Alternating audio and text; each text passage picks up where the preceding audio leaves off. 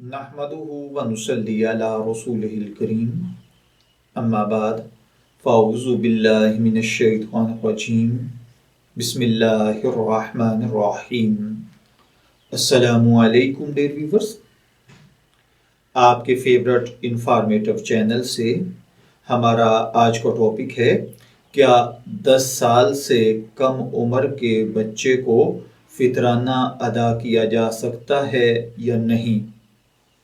देखिए भाइयों और बहनों, नाबालिग बच्चे या 10 साल से कम उम्र के बच्चे अगर समझदार हों, नफ़ा नुकसान को समझ सकते हों और उनका वालिद भी साहिबे निसाब ना हो।